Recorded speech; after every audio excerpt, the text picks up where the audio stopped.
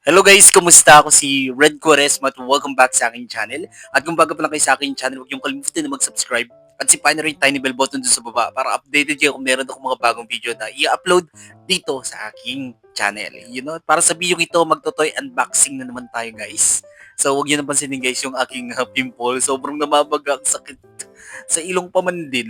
So i-unbox ko tong Voltis 5 Legacy 12cm Figure Chrome Edition. So, ito yung kanyang box.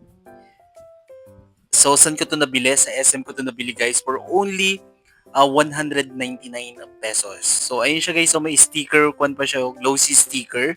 So, ito yung glossy sticker niya. Ito yung authenticity ng laruan. So, nakalagay dito guys is Telesuccess Production.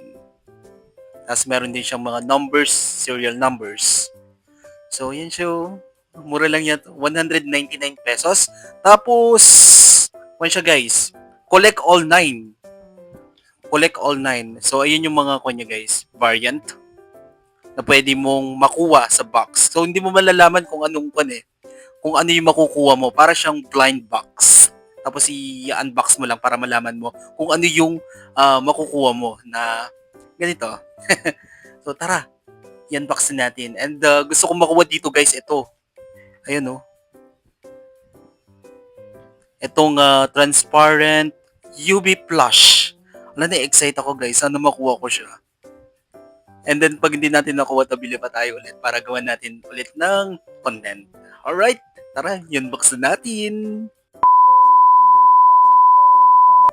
Alam niyo ba guys na gusto kong makuha dito itong transparent UV finish. So yun siya. Tapos ito pa yung iba. Tara, i-unbox na natin. You know, ang ganda ng box niya, nakakahinayang sirain. Saan ko ba unang sisirain? Sa baba na lang para yung box is ma-con pa natin, maprotektahan. Ganun talaga yung mga collector ng mga toys yung box, hindi nila sinisira. Ayun din ba? Mahilig ako mangolekta ng mga toys, guys. Meron ako mga Hot Wheels, sobrang dami ko ng Hot Wheels. So, ito na. Hindi ko sinira yung box. Sabi ko sa inyo, hindi ko siya... Hello. Ayun siya, guys. So, yung packaging niya, na-excite ako. Oh. Tara na. Ito na. Ano kaya to? Amoy-amoyin. Bango. Oh my goodness. Nakuha ko si number 3. Number ko talaga. Ayan siya guys, oh. Wow. Hey, number 3 nakuha ko. Ito siya. Number 3. Yan. Ang ganda. Pakita ko sa inyo na mas malapitan para makita nyo yung kanya details. May pandagdag collection na naman ako. Voltis 5 yan. Bango. So, ayun yung kanyang guys. So, kanyang figure. 12cm figure siya. Tignan nyo yung details kung gaano kaganda yung pagkakagawa dito. Yan o. Ang ganda niya guys. It's made from plastic siya guys. Pero magandang quality plastic yung kanyang ginamit. Wow! So, ito yung nakuha ko guys. Tignan nyo. Itong number 3.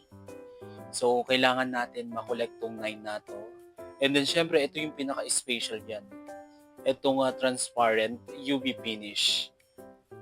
So, ayun yung mga colors pa. Series 2, Chrome Edition. Actually, guys, maraming binibenta doon sa SM Tarlac na mga figures ng Voltis 5 Legacy. Meron doon yung ang tawag dito, yung pinaka-robot mismo. Sobrang mahal nga lang niya guys, pero pag meron tayong naipon nila at bibilin natin yan. Siyempre, bibili pa tayo ng mga ganito. Dito muna tayo. Yan.